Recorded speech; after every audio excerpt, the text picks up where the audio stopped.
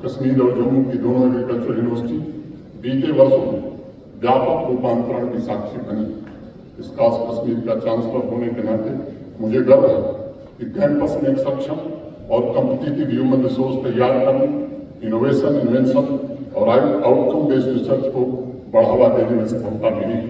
इसके परिणाम स्वरूप यूनिवर्सिटी ने अपनी रैंकिंग में उल्लेखनीय सुधार किया है और वर्तमान में अन्य पुरस्कारों के अलावा देश में 5वां सर्वश्रेष्ठ स्टेट एग्रीकल्चर यूनिवर्सिटी आज है।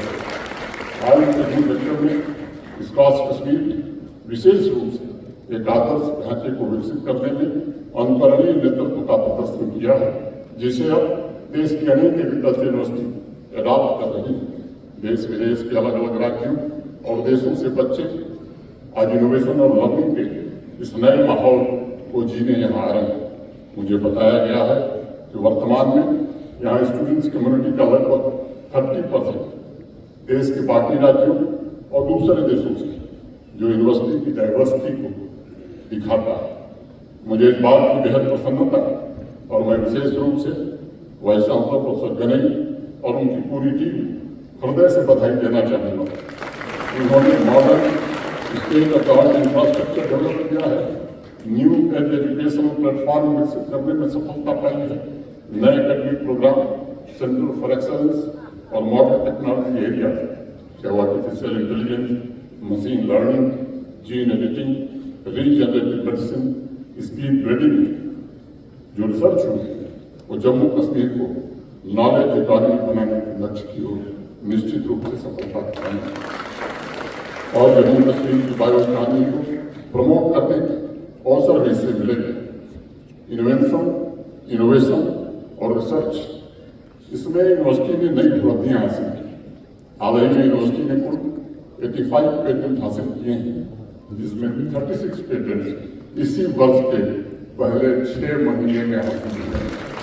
देश का पहला संस्थान है जिसने क्लीन एडिटिव सीट क्रिएट किया है। पूरे भारतवर्ष में हम सर्व से ऊंचा कर सकते हैं आज इस उपलब्धि के कारण। पिछले महीने संपन्न हुए विकसित कृषि संकल्प अभियान यूनिवर्सिटी खेतों में प्रोग्राम इम्प्लीमेंटेशन का नेतृत्व कर रही थी। लाखों किसान भाइयों को रिसर्च स्टेशन और कृषि विज्ञान से जोड़ने में यूनिवर्सिटी ने सफलता पाई। इसके अलावा मेरे पूर्व अभी मुख्यमंत्री जी ने जिक्र किया हॉलिस्टिक एग्रीकल्चर डेवलपमेंट प्रोग्राम को भी सफल बनाने में इस यूनिवर्सिटी ने बहुत ही महत्वपूर्ण योगदान दिया है। मैं संक्षेप में करना चाहूँगा, एग्रीकल्चर और लैंड सेक्टर के बीते 5 वर्षों में जम्मू कश्मीर में 4 बड़े लक्ष्य तय किए। एग्रीकल्चर सेक्टर को सस्टेनेबल बनाना, कॉमर्शियल एग्री इकॉनमी में ट्रांसफॉर्म करना, वैल्यू चेन के साथ साथ एग्री बिजनेस इकोसिस्टम निर्मित करना, एग्रीकल्चर के होलिस्टिक डेवलपमेंट के लिए किसान और समुदाय के दृष्टिकोण और इससे 13 लाख किसान परिवारों की आजीविका सुरक्षित करते हुए उनकी आमदनी में बड़ी मात्रा में वृद्धि करना। इन लक्ष्यों को तय करने के लिए एग्रीकल्चर एक्सपर्ट्स, एग्री साइंटिस्ट, किसान भाइयों की साझेदारी से 5013 करोड़ रुपए की हॉलिस्टिक एग्रीकल्चर डेवलपमेंट प्रोग्राम की आधारशिला आज से 2 साल पहले रखी गई।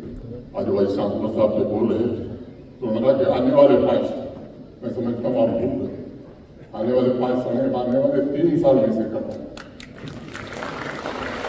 क्योंकि आधारशिला 2 साल पहले रखी गई। इस खास कश्मीर में भी इस महत्वाकांक्षी प्रोजेक्ट की नीतियों को बनाने, उसका फायदा हर खेत और हर किसान तक पहुंचाने के लिए बहुत बड़ा योगदान दिया है। आज पूरे देश में HADP को कृषि क्रांति के रोल मॉडल के रूप में लिया जा रहा है। भारत के आदरणीय प्रधानमंत्री जी के नेतृत्व में योजना प्रारंभ हुई थी। जम्मू कश्मीर देश का पहला क्षेत्र है जिसने 2023 में माननीय मंत्री जी कृषि संपर्क अभियान शुरू कर दिया था और नई तकनीक तथा अन्य अनेक योजनाओं के फायदे को लेकर प्रशासन किसान भाइयों के खेतों तक पहुंचा था। बीते 4-5 वर्षों में प्रशासन और किसान भाइयों की मेहनत का नतीजा है कि जम्मू कश्मीर ने किसानों की पारिवारिक आय के मामले में पूरे देश में 3रा स्थान, कृषि और संबद्ध क्षेत्र की रैंकिंग में 5वां स्थान हासिल किया है।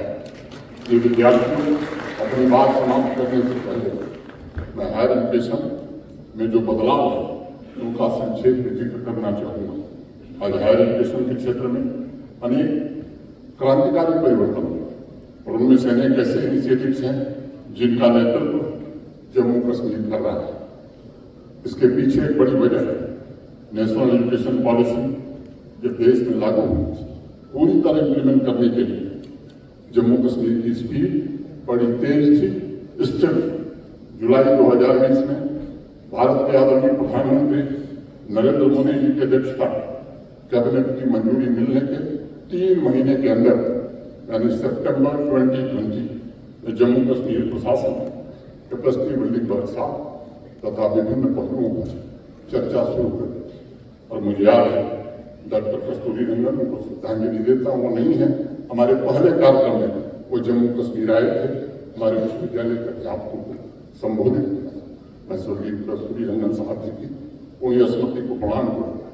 प्रोफेसर दिनेश सिंह जी ने इस मामले में बड़ा जबरदस्त और निरंतर सहयोग किया। इस कास्ट और जम्मू यूनिवर्सिटी को मैं विशेष रूप से बधाई देना चाहता। इन दोनों मॉडल की चर्चा आज पूरे देश में। मुझे पुराने शिक्षाविद जॉन डेवी का एक स्टेटमेंट बहुत सटीक लगता है। उन्होंने कभी लिखा था कि एजुकेशन जीवन की तैयारी नहीं है, एजुकेशन ही जीवन है। Education is not preparation for life, education is life itself. और मैं बात करते हुए बात रखता हूँ कि एजुकेशन अगर समय के अनुकूल और दुनिया की जरूरतों के अनुकूल नहीं है तो वह जरूरतों के अनुकूल है, वह समाज की सबसे अनमोल संपदा। महाभारत का एक प्रसंग है, युधिष्ठिर और यक्ष संवाद। इस संवाद के दौरान यक्ष ने युधिष्ठिर के सामने एक बड़ा दिलचस्प सवाल रखा। आप में से अनेक लोग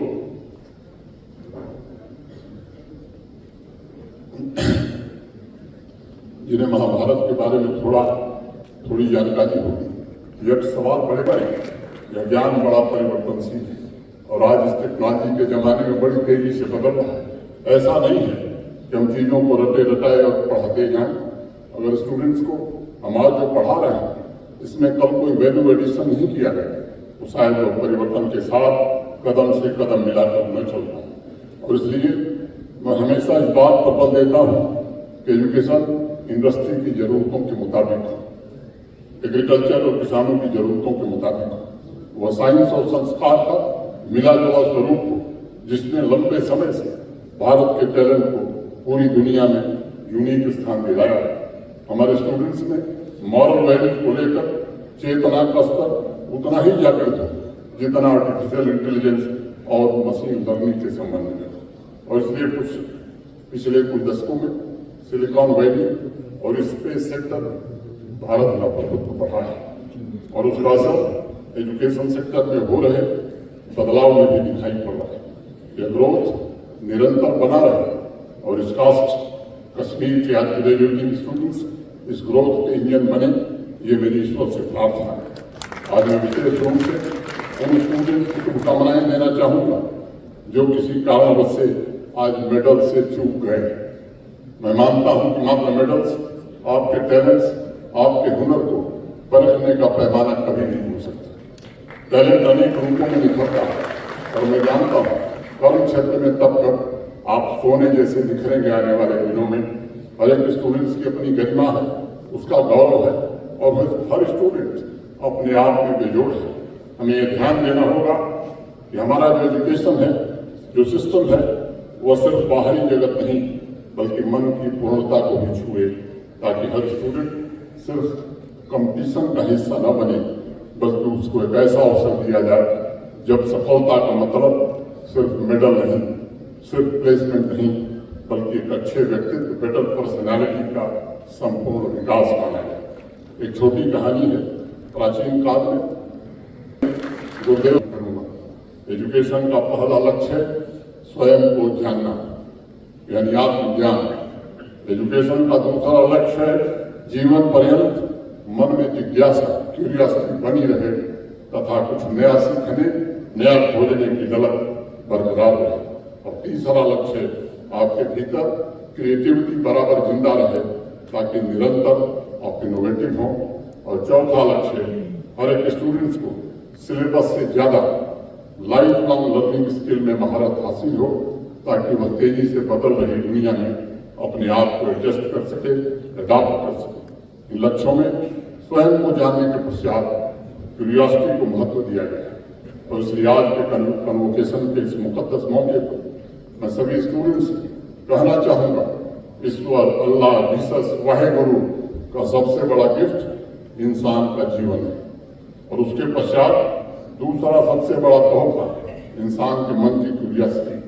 मेरा सभी ग्रेजुएटिंग स्टूडेंट से आग्रह होगा कि अपने भीतर की क्यूरियोसिटी को जीवन भर बनाए रखिए, ताकि जीवन यात्रा में आत्मज्ञान के साथ साथ आप निरंतर कुछ नया खोजते रहिए, कुछ नया निर्मित करते रहिए और उसे समाज और देश के विकास में समर्पित करिए।